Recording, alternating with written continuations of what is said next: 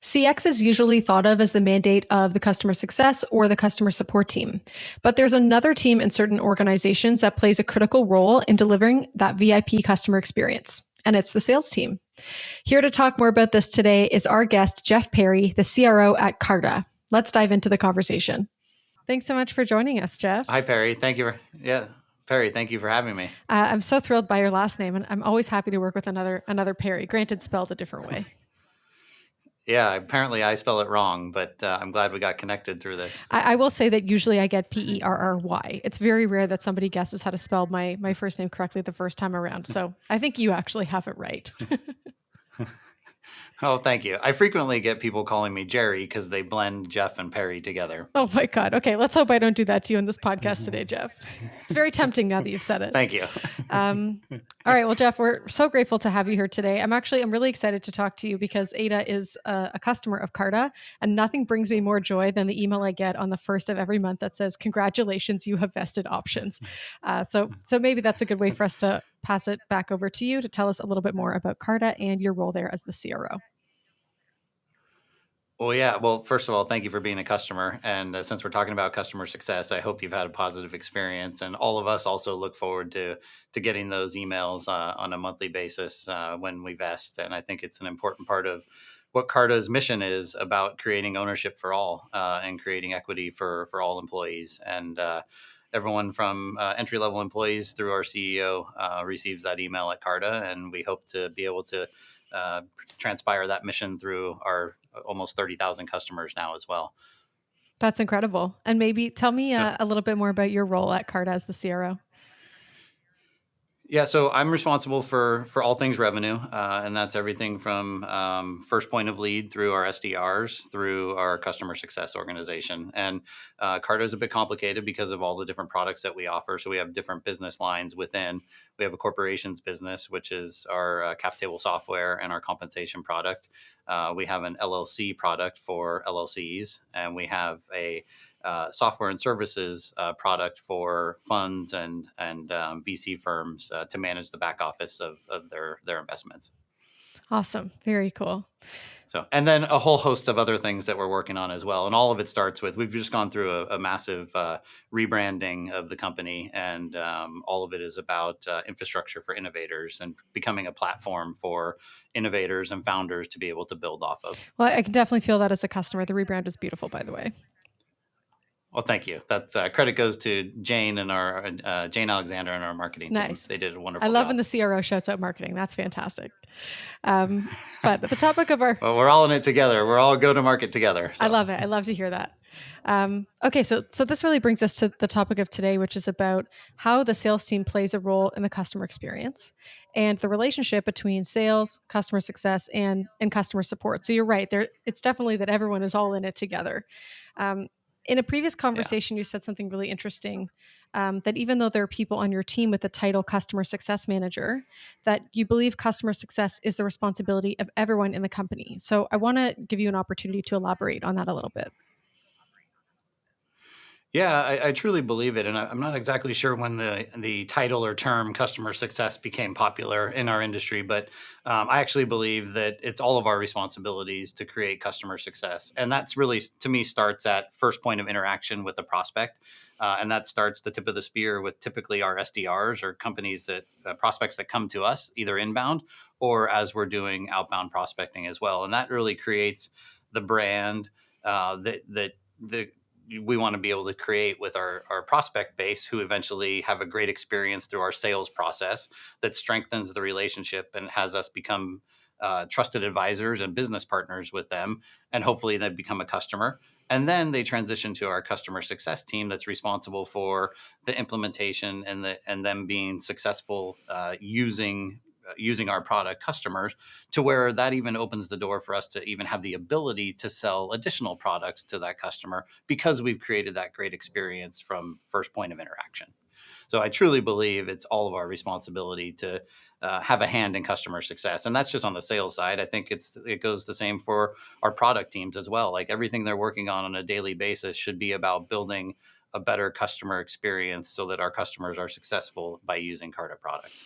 I can absolutely relate to this. I think we talk a lot about at Ada that the customer experience is the sum of all of your interactions. And it really does start the first time someone, like an SDR, reaches out to that person or they inbound to you from your website. And that's it. That's the first touch. And everything after that, every single interaction that they have with anyone in your company is going to roll up into their broader customer experience. So I can totally relate to that. Yeah, and it's really difficult because we literally have thousands of interactions almost on a daily basis, and not all of them go perfectly. But our goal is to make sure that we're here to serve a prospect to become a customer, and that we've created that great experience for them along the way. Now, something I noticed as you were sharing what the customer journey is at Carta is that there's a number of handoffs. And I can relate to this at Ada too, right? You have an SDR, you get handed off to your account executive, you get handed off to your implementation team, and then again to customer success. And I've been in that cycle as well as a CSM in a prior role. And so I'm curious to hear from you as someone who has such a broad mandate that oversees sales and customer success. How do you make sure that that experience is consistent across all of those touch points? I know you mentioned it doesn't always go perfectly, but um, Yeah. practically, what are you doing to make sure that there's some consistency in those experiences? Yeah, well, there are several handoffs, and that requires communication on our part with the customer, and making sure that we're listening and understanding the timing and the needs of the customer. And really, like when you have 30,000 customers, it's impossible to create human touch with every single one. There has to be some automation that becomes part of that. But our goal is to make sure that we've automated what are the most simple tasks that need to be done to help serve the customer, and then still remain consistent with that human touch as well. So that, especially, it's so critical what we do, managing a company's cap table. That is the core to the ownership of their company. I understand the need for a founder or a CEO or a CFO to want to have a relationship with someone at Carta or someone that they can get in touch with immediately to help with whatever needs that they have. So we try and make sure that we do a handoff between sales to implementation to customer success. We also have a support function as well in case there are any other needs there, but that there's a consistent team supporting the customer base. And I also believe that, like, that model, the model that we have right now, having customer success as part of the revenue organization, it might not work for all companies, but for our size and stage and where we're at and how to support the customers at this moment in time, is best fit. There could be a world in the future here where the model needs to shift based on how we can be able to have best customer touch, while also being able to set us up to be successful and have an opportunity, as I mentioned earlier, to be able to cross sell additional products into the customer base. So our model works for us right now, but I think in growing businesses, we'll always have to be open to evolving based on the needs of the customer. Yeah, I've seen that happen in real time too. The CS team was not always part of our revenue function. Today it is. But yeah, I can relate. I think as it depends on the needs of the customer and also the needs of the product and the expectations of people in the business, and the relationships that they ought to have with their customers. So it'll be interesting to see if this model remains the same or if there's sort of a spinoff that happens. But I'm Yeah, and our current model has us, structured in a way where our CSMs are responsible for mitigating churn, and creating sticky customers. But then also there's an upsell revenue component to their role. There's a potential future world where the upsell piece doesn't play into that, and it's more about new product adoption. And so, we always are going to be exploring different ways to make sure that we're supporting the customers and prospects. Yeah, that makes complete sense. And just a practical follow up question here: are there any tools or software that you're using to facilitate transitions between teams from SDR to an account executive, CSM, et cetera? The tools for the handoff, no, but I know that our CSM teams most recently have been using Tatango to help with finding, like, these critical moments in our customers' growth journey for us to be able to best understand when it's appropriate for us to be reaching out to them about potential cross sell. Ah, that's very smart. Okay, I'm logging that one for later. Yeah. Yeah, the most notable example I can share was early days at Ada. I remember we had a very small CSM team, and whenever an account would move, whenever they signed on the dotted line, right, you ring the bell, you're so excited. The sales team would be like, "Great, everything you need is in the CRM," and the CSM would say, "But where? Like, it's everywhere." And obviously, the data is in there; it's just distributed, and half of it is also still in the salesperson's brain. And so we ended up coming up with we used an automated form. You could click a button and it would pull fields from all different places in Salesforce and make a new form that was tailored to the CSM. And so all the data was there. It was just about consolidating it and not making a human do it. So that was how we Yeah. kind of figured it out. At least in the early days at Ada, it's much more robust now. I can promise you that. Yeah, well, it's interesting. We've over the last year, we're spending a lot of time and resources, and actually dedicating a role now inside the company to helping us streamline all the systems and tools that we use. Carta's been around for 10 years, and really the last 5 or 6 years, the growth has just been explosive. And with that comes everyone wanting a different tool to be able to implement for the need of their specific business. And then all of a sudden you end up with several hundred different softwares that aren't talking together. And so we're doing a big project right now to make sure that we're trying to streamline as much of that as possible and figure out what helps us best manage and run the business to be able to serve our customers in the best possible way. Oh yeah, this is a very hot topic right now, and especially what tools can serve the needs of multiple teams, right? What can the sales team use that the CSM Correct. team Yeah. can also use, and so we don't have to do double duty. Um, While also managing all of the requests of new tools that people want to sell to us, right? yes, there's a lot of software out there. I think it's about getting the right mix Yes, to there make is. sure that you're achieving what you want to achieve. That's Something right. you mentioned earlier, I wanted to ask you about is that you have a customer success team and you have a customer support team. So, can you explain how you differentiate Yeah. between the two of these teams and what they're responsible for? Yeah, so the support team is part of our delivery organization. It's not part of my direct reporting structure, and that team they field thousands of requests, everything from this page is broken to lost password, and those are a lot of things that we work toward automating. That to me is a very different role than what the customer success team is responsible for. Ultimately, they are responsible for making sure that our customers have a great experience and that they do not want to leave Carta.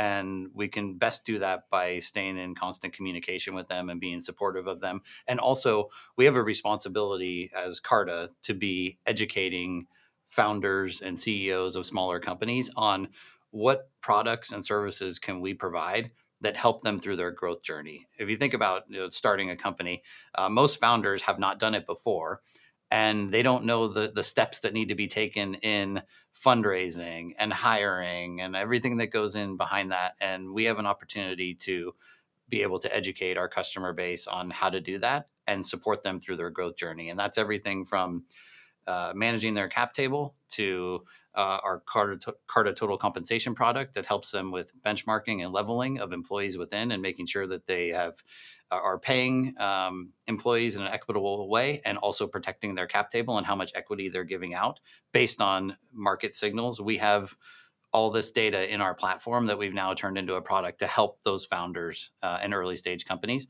And then all the way to if they want to create liquidity for their employees and do a tender offer, we can provide that as well. So we really want to be starting with them as they begin. Two founders and a dog in a garage to hopefully multiple thousands of employees, and us being able to support them through their growth journey. Yeah, gotta have the dog in the garage. I totally agree. Mine's on the couch right now. Um, yeah, I would say that the measure of success of a CSM is when the customer starts asking you about more than just how to do good things in your product or what the best practices are in the product. If you're a CSM and the customer is coming to you to say, who's the best person to manage this tool? Like who is best to manage data at my company? What skills and experience do they have? How can I, leverage insights from this product to inform other parts of the business? Like I think once you go beyond um like setting someone up for success in your product, that is a measure of success for a CSM, in my opinion. And I think you've really articulated this better than I just did. That it is about consulting and building that relationship. Yeah, it is, and it's almost like us thinking on behalf of the founder of things that might be coming to them. And a perfect example of that is a new product that we're working on, which is our tax product. And so, if you think about an employee's journey and they join a company, and many of them are early stage or even right out of college and don't understand what the value of equity is, and so they receive that grant, and then that grant starts to vest. And then do they exercise that? And if they did exercise the equity, what are the tax implications of that? Or if they had an opportunity to not just exercise, but liquidate it, then what are the implications there? So we're thinking on behalf of the founder and now creating a tax product that our customers can now offer as a benefit to their employees to give them tax services based off of us knowing that we've granted the equity off of their cap table at their first point of employment. And hopefully they've also gotten their equity through a offer letter that comes through our total compensation product. So we're trying to do all of these things to help the founder create a great employee experience for their employee base as well. Yeah, I mean, when you have 30,000 customers, you have a lot of data, right? You can advise a Yes, smaller company about what's going to happen 4 years from now when people are fully vested and they decide to IPO, where there's, some other taxable event. It's that's we right. see the same thing here. It's very interesting. Yeah. Okay, I have one final question for you here, which is, um, it's interesting to me that your CS team sits under revenue, even though customer success was maybe traditionally viewed as a cost center. And I think we've kind of hit on this earlier, this idea that the CSM team is actually not just about preventing churn, but potentially upsell as well. So it's not just about maintaining the Yeah. existing business, it's about expanding it. Um, and so, and obviously, a measure of success for a CSM is that the customer is going to stay longer, be more likely to expand. And so it makes sense that the team is reporting up to the revenue team today. Can you tell me a little bit more about how this decision came to be at Carta? What was the influence from other teams in the business to inform where CSMs would report up? Yeah, I think it was an evolution of what we needed. To be honest, there was a time even prior to me getting at Carta where our account executives were too busy. They had too many demos in their day because we didn't have a large enough team, and we were just trying to field as many demos as we That's a possibly good could. And problem then to all of a have. sudden, they Too got many product demos in market a fit. day. I love to hear that. I seem to never hit that window, but I'm here now, and of course, like we continue to grow, and then you reach a point where you understand the total life cycle of a customer and how long we can retain that customer and the best way to be able to do that. So when I started here, we had a team of 4 relationship managers, and so of course in my first week I met with the 4 relationship managers and just asked them about their day and what they did, and basically they were just fielding inbound emails from customers that didn't have a great experience in one way or another, and so they just tried to troubleshoot and help make them a happier I see. customer. I asked if they had any relationships, and their answer was, "Well, not really. I just helped them with the emails." So, ironically, the person with relationship manager in their title had no relationships with customers, not to a fault of theirs, by the way, but just the system and the structure wasn't set up for that. And so now, 4 years later, we have a CSM organization of 100 people plus that are segmented by size of company or industry or product line, really supporting our customer base and actually, I can honestly say, owning customer relationships, even though that's no longer part of the title. And we believe that's because owning the relationship should be part of our helping our customers have success. Oh, it's so interesting to hear about that transition. And it goes back to a point you made earlier about really having relationships and consulting people. It's not just about reacting to a problem in the product. It's about helping people get the most out of your product for their business. And the best way to do that is to have a relationship with them, understand what keeps them up at night, what would help them get promoted. What do they need to share back with That's their right. organization to be most successful? So I think you've done that really well. Well, thank you, thank you. We have I think I'm biased, of course, but I think we have a great team at Carta across the company. I'm really biased about the CSM organization that we've built here as well, and I'm proud of the work that they've done in serving our customers. Nice. Shout out to the CSM team at Carta. All right, we're at the section of the show where I like to ask all of our guests the same 2 questions. The first is, without naming any names, what is one of the worst interactions you've ever had with a brand, and what made it so bad?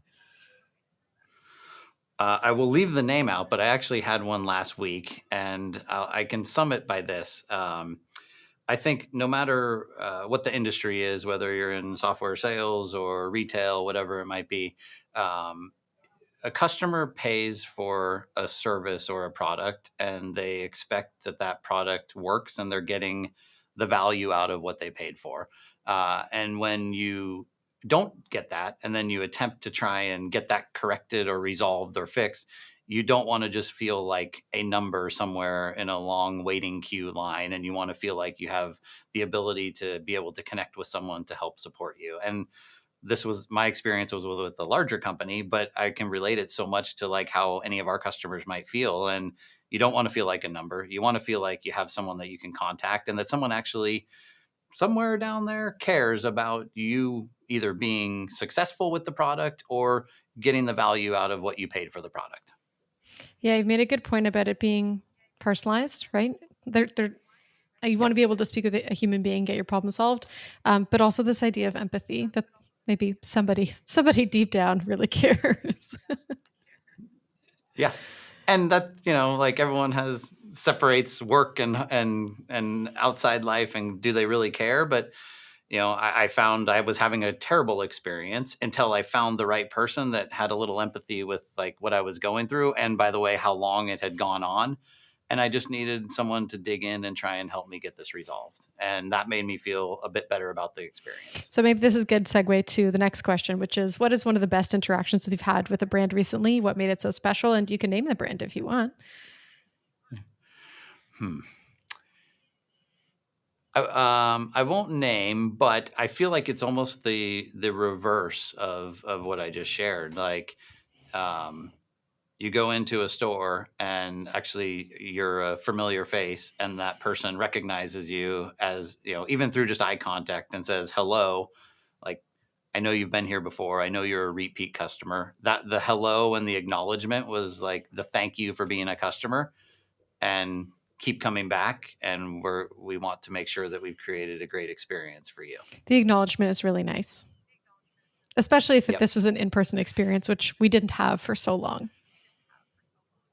That's true. So maybe that helped. I was cheating a little bit, but yeah, I think it's so important. Like, ultimately, business is about people, and people want to feel like they have a connectivity through the product to someone that cares about how they're using it, and that they're getting the value from it. So we're in a people business, even though we're selling I software. honestly think that theme has resonated throughout our entire conversation. Your focus on making sure that your employees are set up for success, that they can build relationships with people, and that they're going beyond best practices in your product to think about what your buyer, like a CEO or a co-founder, is going to be up against in the next few years.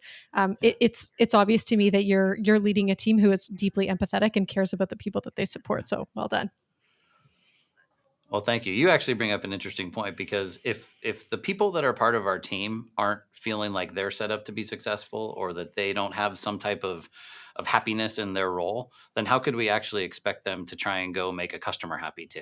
And so I think it starts from within, and creating that culture across the team to where people feel excited and motivated about what they're doing and the work that they're doing, that then goes and translates into how they actually work with our customers. That's brilliant. I really appreciate your insight there, Jeff. Yeah. Thank you. All right, Jeff, before we wrap up, I did want to highlight some of the key takeaways from our discussion. Number one, customer experience is the sum of all of the interactions that a customer has with your brand, starting as early as their first visit to your website or an email from an SDR, and following them all the way to renewal with your CSM. Number two, leverage automation for simple, repetitive interactions so that your CSM can focus on what really matters, which is building relationships and consulting your customers far beyond simply best practices with your product. And finally, I think Jeff said it best that any business is really a people business. Make sure your people are set up for success so that they can provide the greatest possible experience for your customers. Thank you so much for being on the show with me today, Jeff. It was a pleasure having you. How can people get in touch with you? Yeah, well, thank you for having me. I enjoyed the conversation, and you can find me on LinkedIn, Jeff Perry. I'm the CRO of Carta. You can email me, jeff.perry@carta.com. I'm on Twitter as well, not very frequently, but I am on there and can be found there. So you can find me through primarily LinkedIn, or just email me directly. Awesome. And that's Jerry, not Jeff. No, it's Jeff Perry, not Jerry. No, no, no. Thank you, Jeff Perry. Yes. I promise I planned that, Jeff. And if you'd like to connect with me, you can No find me problem. on LinkedIn. Thank you so much for listening to this episode of Now Brands Talk. If you have any burning brand interaction questions, or you'd like to share some feedback, you can send an email to podcast@ada.support. We'd love to hear from you. And if you'd like to hear more conversations about closing the brand interaction gap, subscribe wherever you like to listen to podcasts.